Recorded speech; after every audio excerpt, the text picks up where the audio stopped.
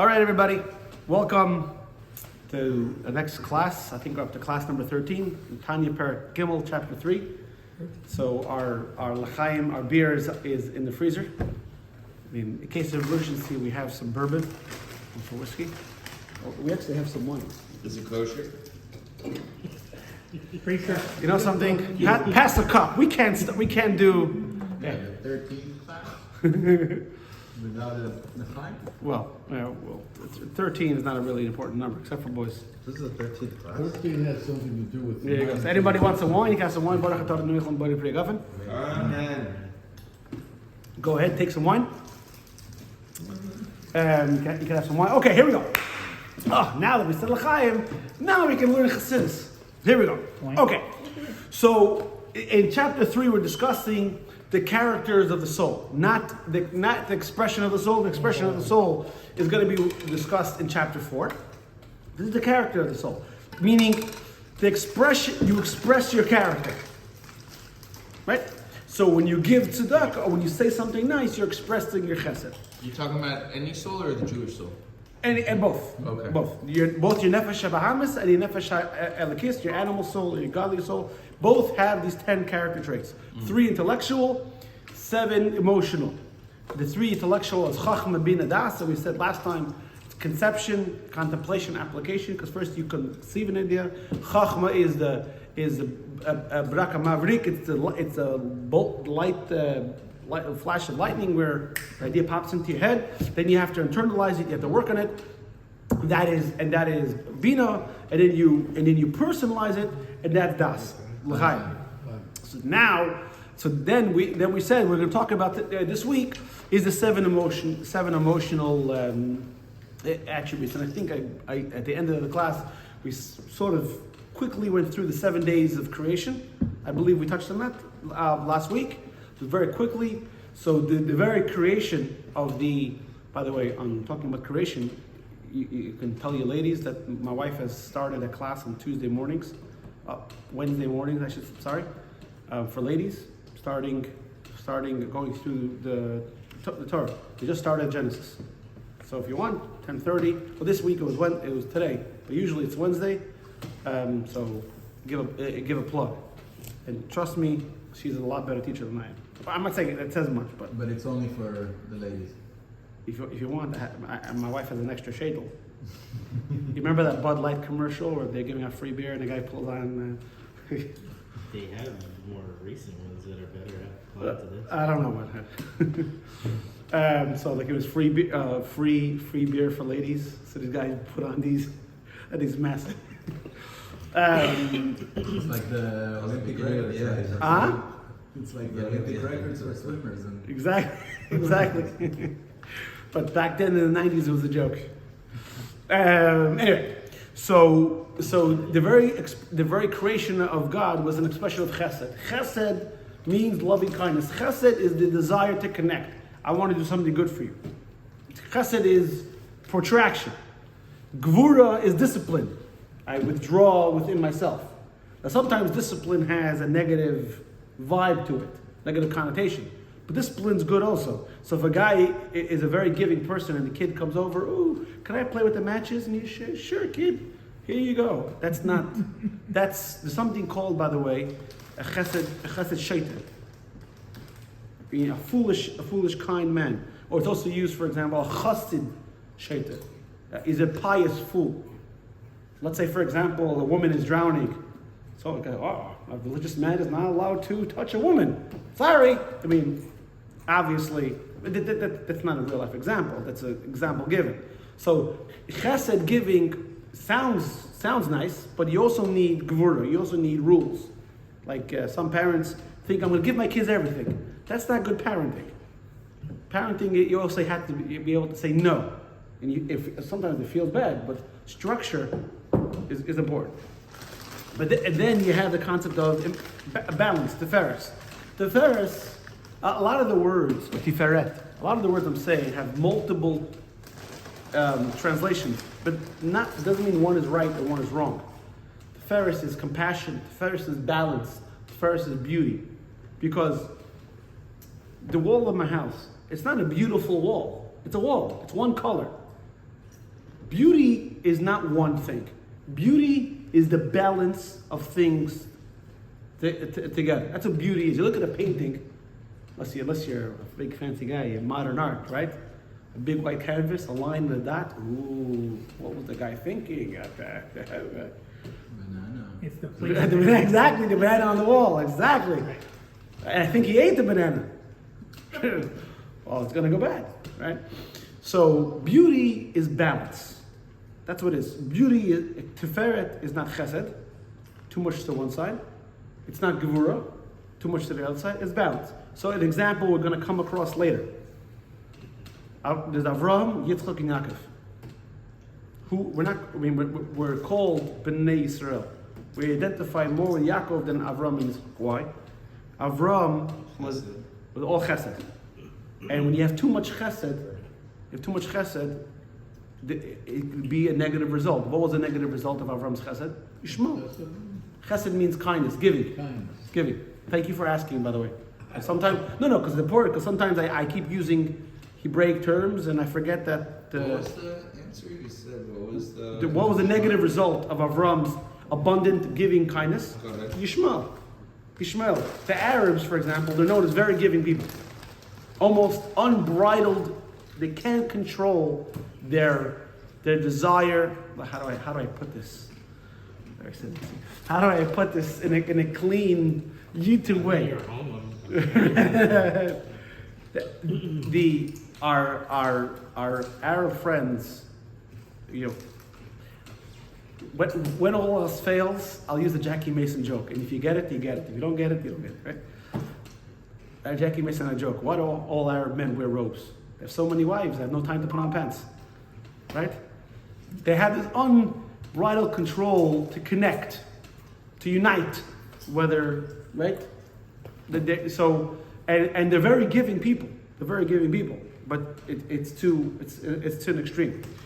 Yitzchak was disciplined. Yitzchak was, you got to work on it. You work on yourself. Yitzchak gave to those who deserved it. But if it's too much to one extreme, what negative thing came out of Yitzchak? Esav. Yaakov is what's called Bachur Shebe'avot. He's the choice of the forefathers. Yaakov is balance. Not too much chesed, not too much gevurah. So, for example, going back to the 7 days of creation, because it mentions it here.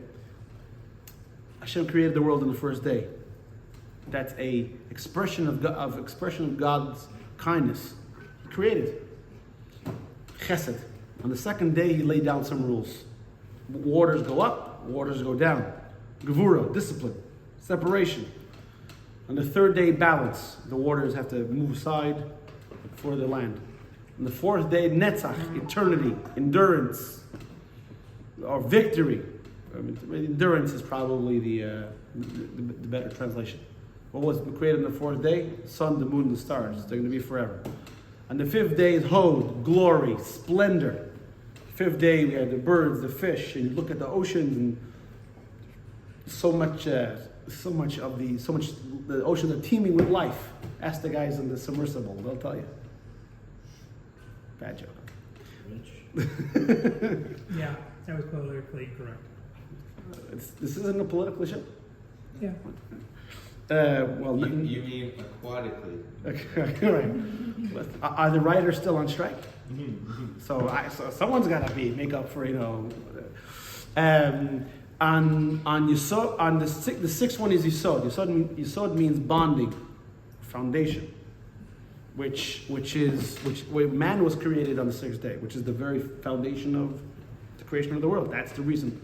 The seventh day is Malchus, sovereignty, God being king. It all ties in now. Every person is a miniature world. We're kind of God's little Lego people, and in the creation of the world we have that inside of us. So let's pick it up on page 65 in the old print. 67. V'kach b'nefesh adam, in the middle of the page. You grab a book.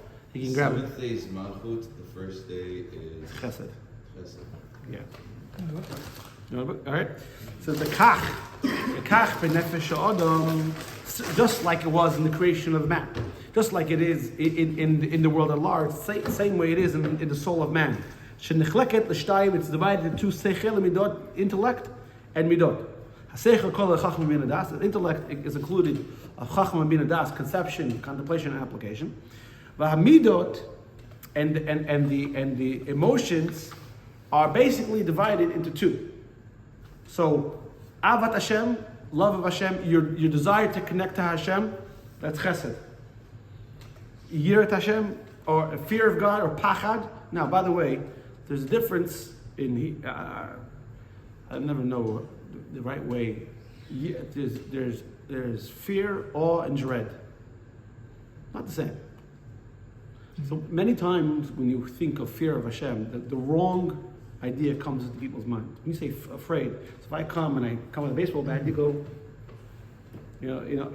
like that. We're not. Some people have this infantile image that God stands there, with his M16 or whatever it is, and his big sniper rifle. If you don't listen to me, and they're afraid. That's not the God we worship. There's awe. Awe meaning when you're in the presence of something, great. So it's almost like, for example, let's say, you took an art class in high school, and you're sitting next to Leonardo da Vinci, and someone once said, "So how do you make that paint?" You don't open your mouth, because next to Leonardo da Vinci, you're not an artist. You're zero. You be quiet and you listen. That's all. When you're in the presence of greatness, you don't exist. That's what it really means. Dread is when you realize just how minuscule and infantile and infinitely meaningless you are. Then you have dread because you realize how much hangs in the balance. We're going to get into the differences later, but over here, but generally, so Ava comes from Chesed, love comes from Chesed, Pachad or Yira comes from Yira.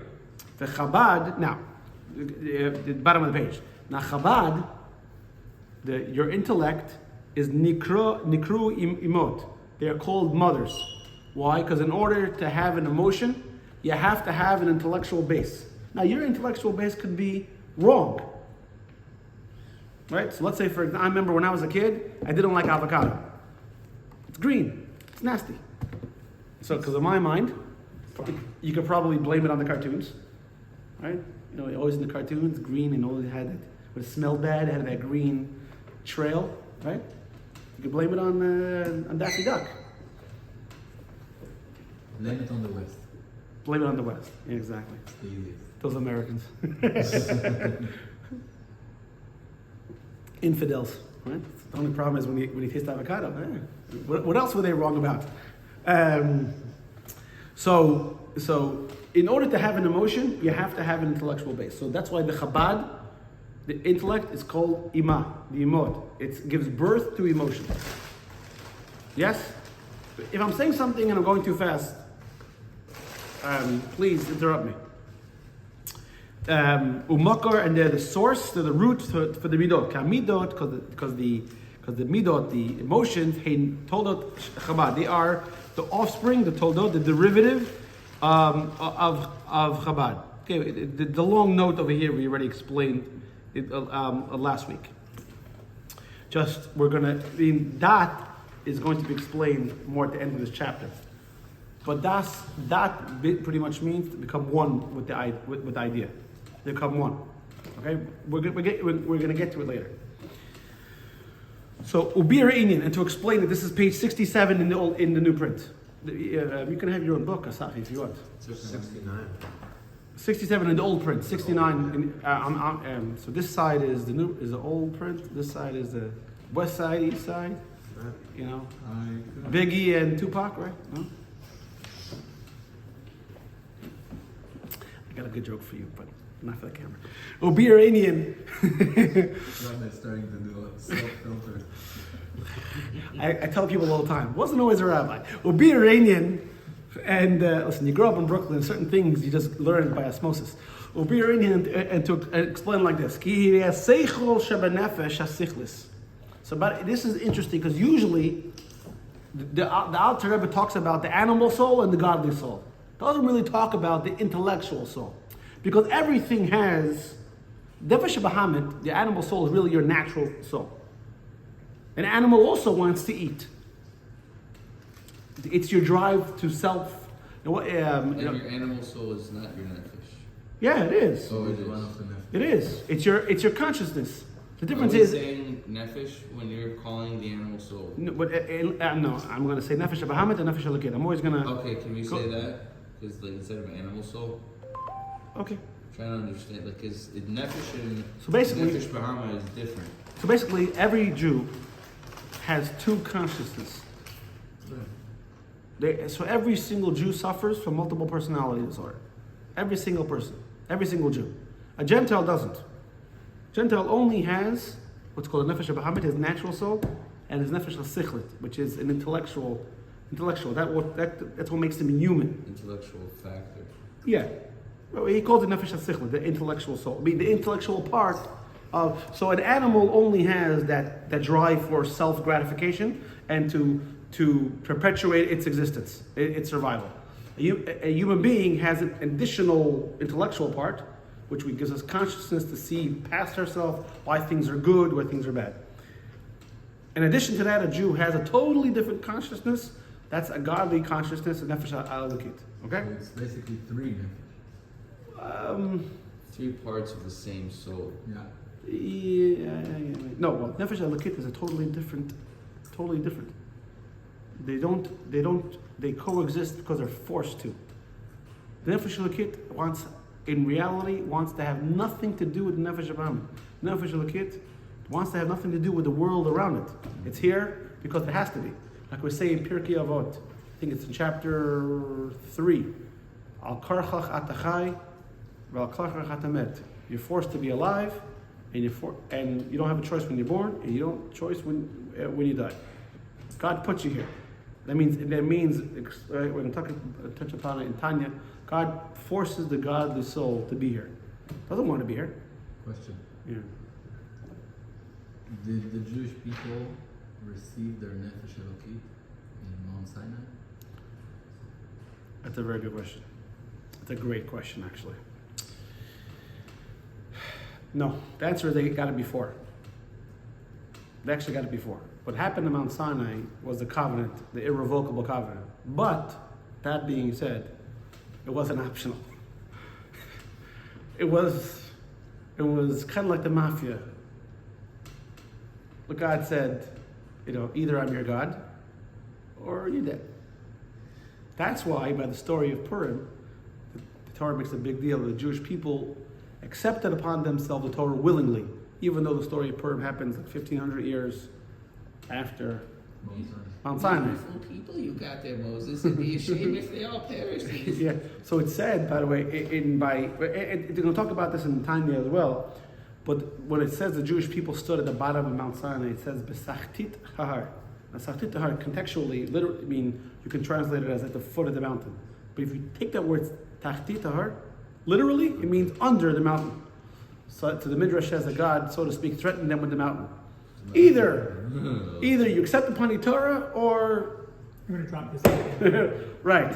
Actually, there's another reason why he did it, because the mountain served as a chuppah. The Mount Sinai was a wedding. God was the groom, the Jewish people the bride.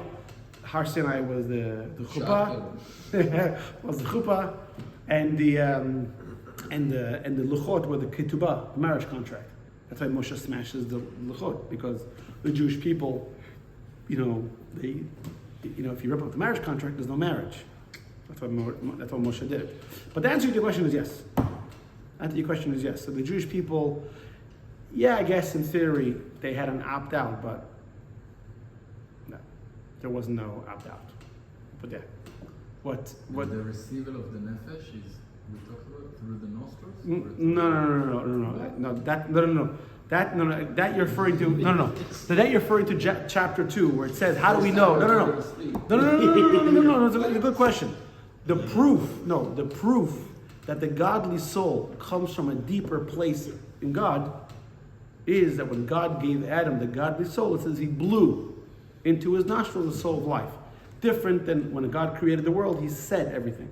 Now saying, you can speak, it doesn't have something deep to do within you. Blowing, you have to, it requires a lot more energy. So that's the significance that the godly soul comes from much more deeper inner place from God's Chochma. That's what that means. So when it comes to when a boy gets his godly soul in stages, or if you want to get technical Kabbalistically, the soul is always there, but it's internalized in stages.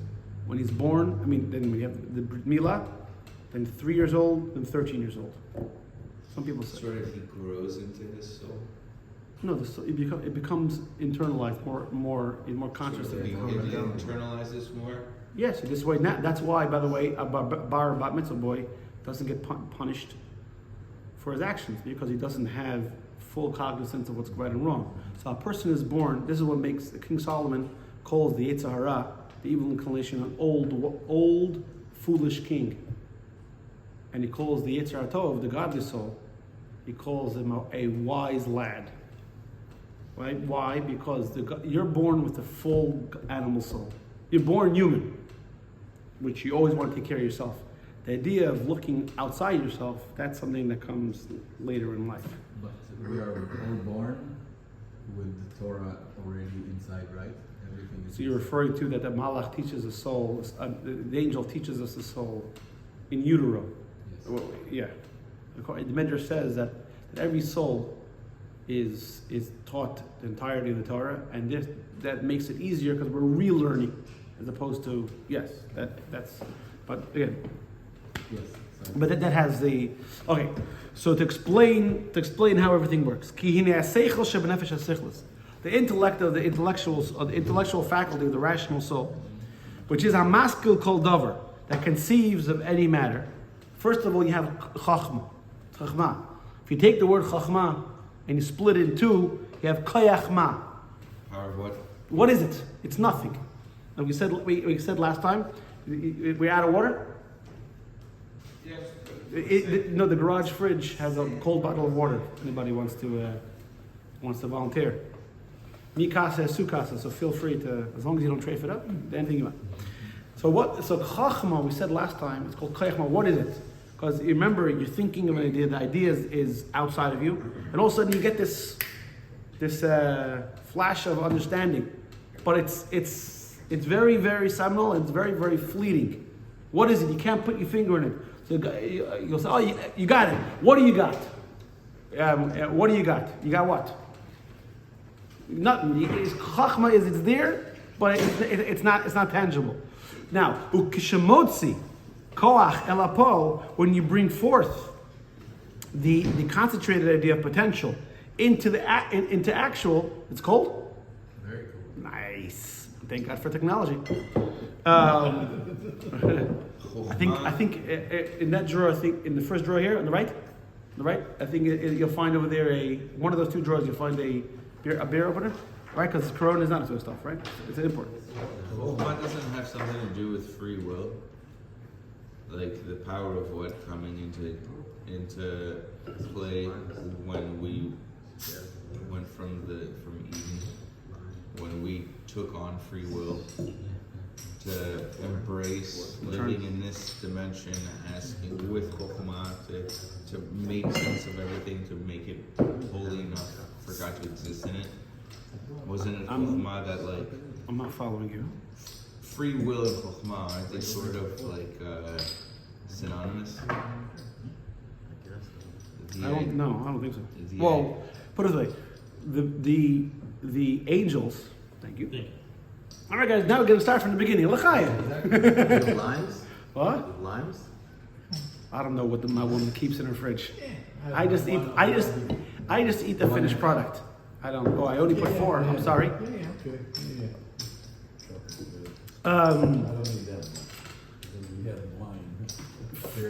Intellect and free will are not necessarily synonymous. Okay. Not Pour it into a little cup. intellect. So in Kabbalah, I once learned Here, about just put like it in. how Chochma, the idea of the power of what really came That's enough. in this dimension, this like in this living existence, it's what we use our free will. So I'm not Able to like understand. I'm not 100% familiar with what you're talking about. Again, that doesn't mean anything because I don't know. That's part of it also. It's 100% no. But I will say that angels, or Maimonides, it's a fascinating few chapters. He talks about how different creatures operate. But the Maimonides writes that angels have tremendous intellect, greater than human beings. But they don't have free will. Because of their intellect, they don't have free will. They have Chochma. They have everything. They have Chochma, Bina, they have everything. But they don't have free will because of their intellect. Meaning, when you know, when you appreciate something is so far superior, it's not a choice.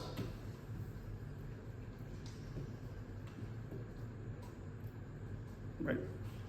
Meaning, free will can only happen when the perception of equality exists. Yes? Doesn't it exist anyways? No.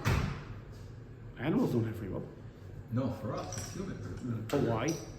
But why? Because we perceive things that really aren't good and things that are good as equal. If everything equal was obviously good and everything bad was obviously bad, there would be no free choice. Yes, I think I meant like free will does exist. Yeah, it exists. Even if you don't have the awareness. Yeah, of course. Yeah, I'm saying the angels, they have such a great awareness of godliness. They're not obscured by the material surroundings. So because of that, what's obstructing their service of God? They sing praise. What's obstructing it? Nothing. They have no free will. So therefore they have no reward or punishment. That's why God doesn't mean God likes them, but doesn't cherish them. God cherishes human beings. So when do we know when there's divine intervention? When do we know when there's divine intervention? Every day we know there's divine. Yeah, every day. Every day there's divine intervention. The question is when you're cognizant of it. That's it. Every day is divine. God is directing the world every single day. Sometimes we don't see it. Not sometimes. A lot of times we don't see it. Why did he have, let's say the Holocaust, 6 million Jews killed before? I didn't. If you want the answer to that, Habakkuk has it for you. What? No. Habakkuk, the prophet Habakkuk that's the question that he goes into the best. It's a short one. You'll read it. I didn't say. No, I didn't say. No. It's a very good question. I'm trying to. It's a very good question, but not every question you're going to have an answer to. Yeah, I can answer that. By the way, even It was in the first one. It was in the Don't- first one. We've don't- gone through about 10 to 12 different Holocausts. But If you want to count the actual incident of what it means, it's not the first one we've gone so, through. but the thing, It's just the point is, by the way, the angels. Yeah, By the way, the it's a little bit of angels. assimilation We with, say you know, don't say nation that. and- Don't say that. Don't say that. That's not fair.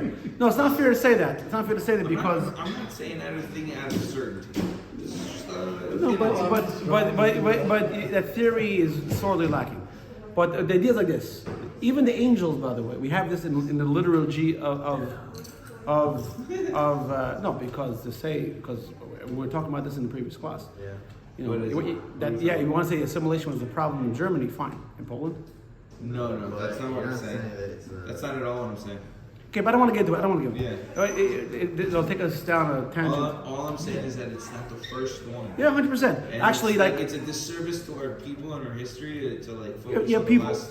It's Oh, very yeah. postmodern to be like that's when history Yeah, started. I mean, in and 1939. I once heard from a historian, a modern historian, and he said, and he goes through Jewish history from the time, he goes really from the beginning. You guys can look it up. His name is Beryl Wine, the Destiny Foundation. He's terrific. Yeah. And he talks about the destruction, the time of the period of destruction of the Second Temple, that 100 years. And you listen to these, and like, how did the Jewish people survive? Yeah, the Chmielnitsky or whatever massacres. and That too, yeah. The Spanish Inquisition. Yeah, and the Crusades, I mean. That every 300 years, Germany likes to wipe out a couple hundred. Anyway, villages. the point is, even angels have questions. Come on. And God tells the angels, you have to made you. understand, that way I can explain to other people. But Tell them this. there is no We're explanation. still here.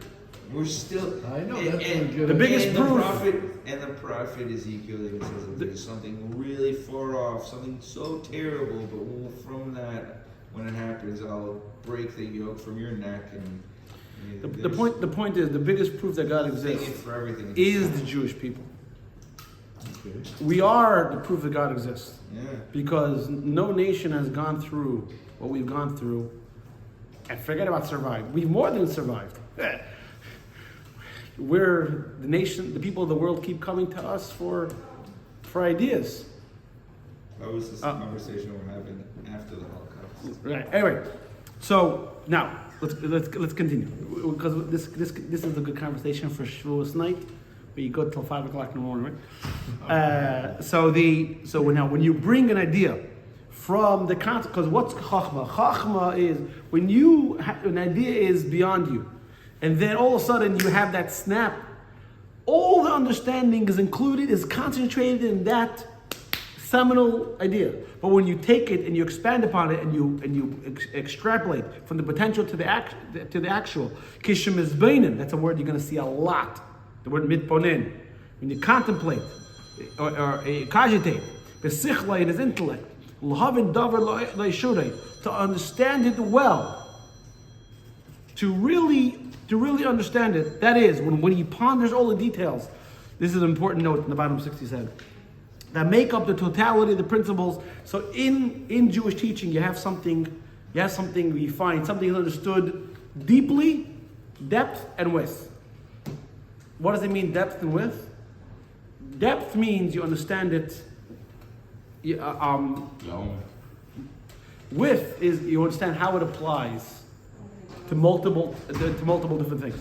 How you can reference from this idea to other ideas. Let's read a note. Is it connected to the derech tzara aruka?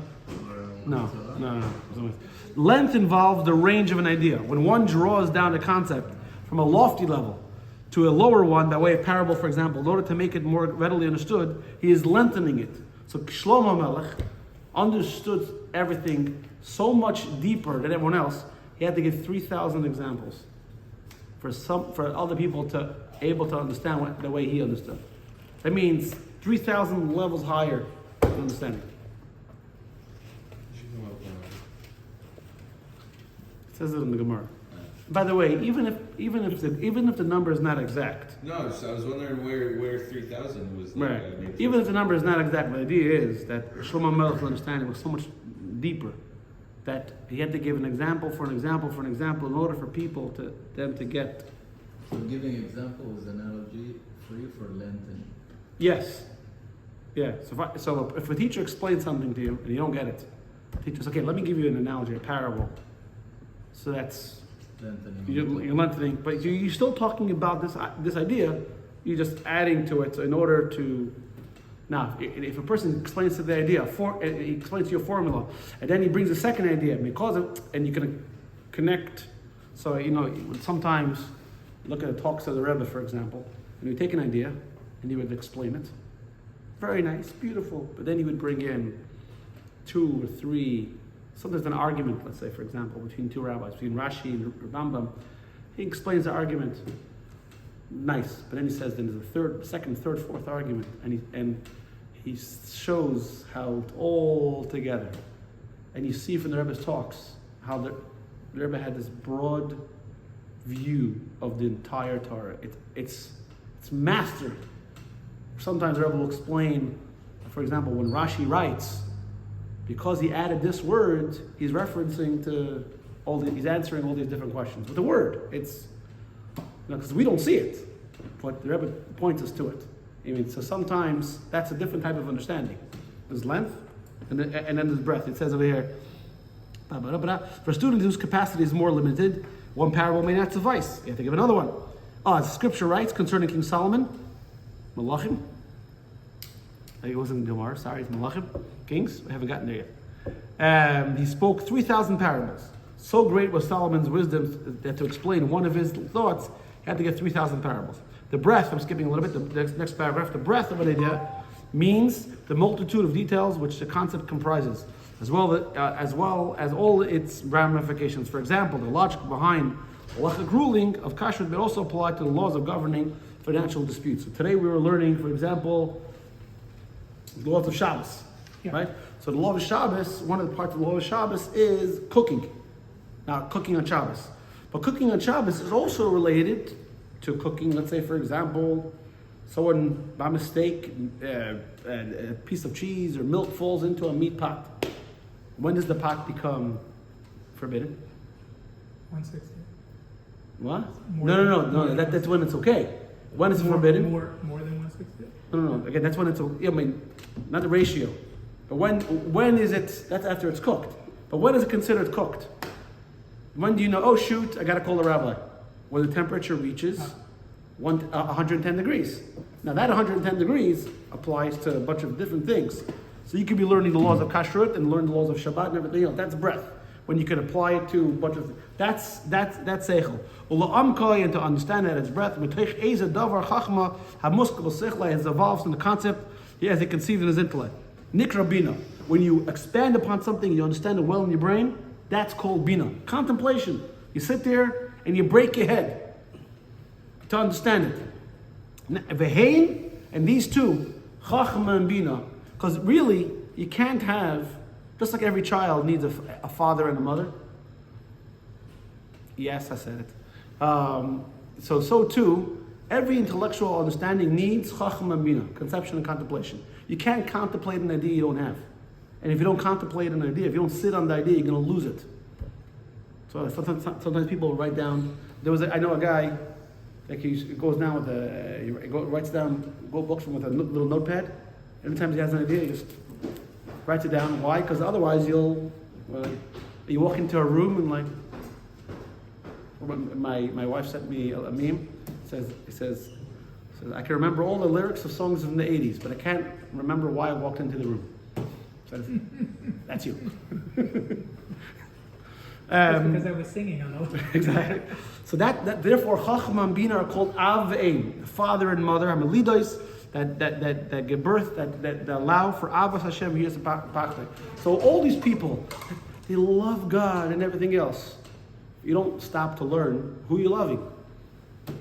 You have to know, you have to learn. And actually Torah commands us, Da es Elokei Avicha. You have to know God your Father. So for example, in the service, in the Siddur, what's the main part of davening? What's the main part of tefillah? We have the Amidah and Shema. Why do we have all the other stuff first? The Hodu, the Psuki, the Zimra. Why is all that stuff there? Prepare us. What's the preparation? One word answer. What kind of cop-out garbage is that? There's 2 words. But you're right, yes, prepares. But what? Each side has each chapter has its own. But in general, why is it there? Yeah, obviously. But why is it there in general? Why not just go straight to Shema? I mean, I guess it can be around like how many times we bless Hashem in one day, for example. But that's true. But there's in the prayer itself. You're not talking about the morning blessings.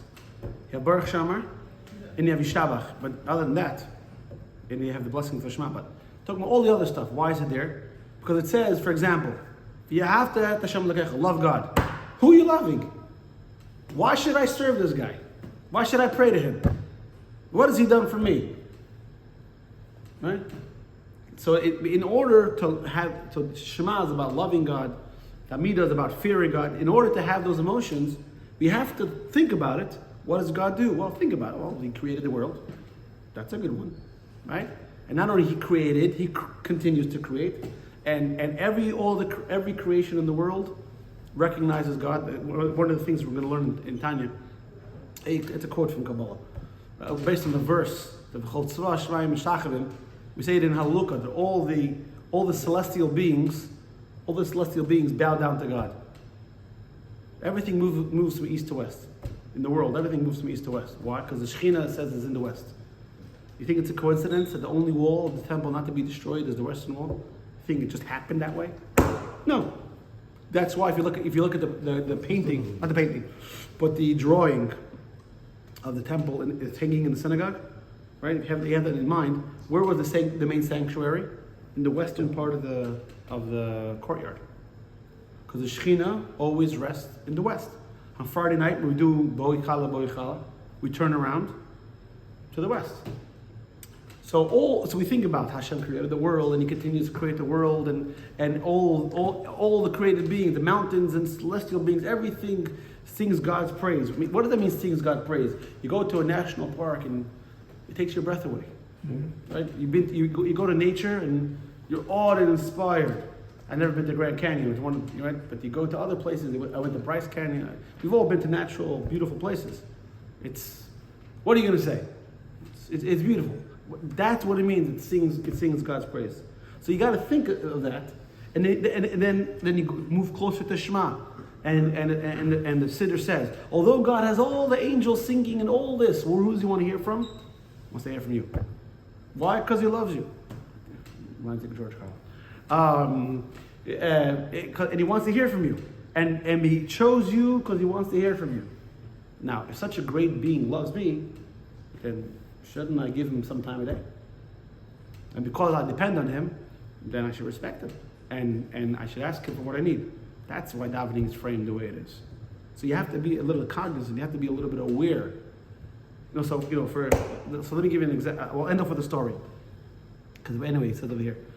We'll end up with a story because we're going to talk about it a little bit. I know in the beginning we're going slow because it's some fundamental concepts. I'll go a little faster.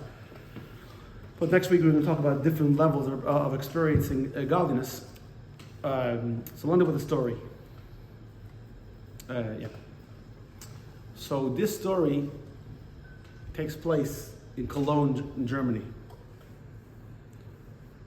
It's in Krakow, I'm not sure. Europe, still the same, right? I've been there a few times. So the Krakow, Cologne. I was in Cologne once. My grandfather was there. So my mother's parents are German.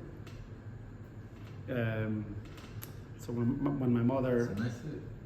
I was 11. I don't remember, but all I remember is that we went to see my grandfather's grave. We had to jump the gate. If you came to Cologne, the cemetery is closed. We drove all the way from France. So it's closed.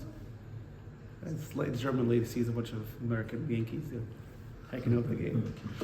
Anyway, so I think the story, I'm not sure if it's in Krakow or Cologne, but anyway, to the point, the idea is, there was a man, he was a great rabbi, he was known by the name of his book, he was called the Tosfos Yom Tov.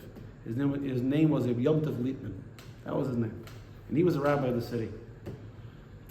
And in that city, there was an interesting custom that on Friday night, on Friday afternoon, right before closing, the poor people of the city would go to the vendors, and the vendors would give them all the leftovers. So the poor people who couldn't afford for Shabbos, that's why the poor people had money. What bothered everybody was, in that city lived a very, very rich man, who he himself could pay for everyone's food. He refused to give charity. So these guys were forced to go beg because they refused to give charity. So he was excommunicated. Because one of the worst traits a Jew can have is to be a miser, not to give charity. He was excommunicated. They didn't give him an aliyah. They didn't welcome him on the shul. No one spoke to him.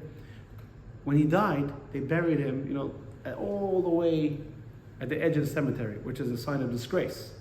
That's left for great sinners. They buried him at the edge of the cemetery. That Friday, after he passed away, the poor people went to the baker, the butcher, the milkman. No leftovers. Zero. So, okay, maybe, I don't know, maybe the Goldsteins are in town or something,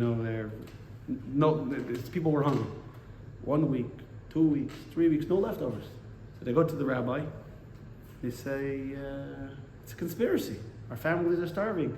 These guys don't want to give us their everything. So the rabbi calls in the baker, the butcher, the fishman. So what's going on? These poor people need food.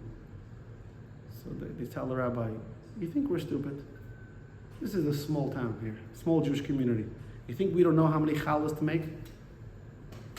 How much fish do you prepare? I mean, every week. You know, you get the Holzbergs, the Schwartzes. You know, everybody needs the exact same thing. Why would we make extra? We say, what you don't know is that guy you buried at the edge of the cemetery, he was bankrolling the food for all the poor people, but he never wanted anybody to know. And he said, if anyone ever finds out, I'm stopping. I'll find somewhere else. So he swore us to secrecy. So now their intellect gave birth to an emotion of hate, of animosity. But now with their new intellect, with their new understanding, they had feelings of regret. And so the Yom Tov Liebman decided he wanted to be buried next to this old man. So if you go to the cemetery, I'm pretty sure it's in Cologne. Go to the edge of the cemetery, buried there. This Taisus Yom Tov was a great man, a great scholar, wrote a tremendous work of Jewish law. And this rich man. So your emotions are a product of your understanding, even if the understanding is false. So that's why sometimes you have to give people the benefit of the doubt. Sometimes, depends who. It's not okay. Your But- emotions are a product of your understanding. Yes, exactly. So that's why sometimes we jump to conclusion, oh, the guy's a bad guy and he's you know what I'm saying? Sometimes we have to have another understanding, or maybe give the person some understanding. But your emotions don't exist on their own. They're a product of your understanding. That's why Chochma and Bina are called molidot, they're called mothers.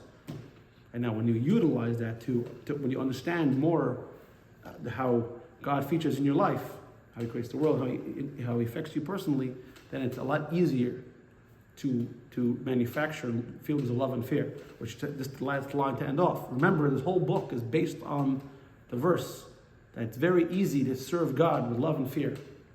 Very easy, very near. The question was how? What do you mean it's easy? No, it's not. But now you're beginning to... Questions, comments, keep it to yourself. Okay. Eric, anything to say? Okay, let me shut off the camera. All right, Asaf, would you mind? Bloop, bloop.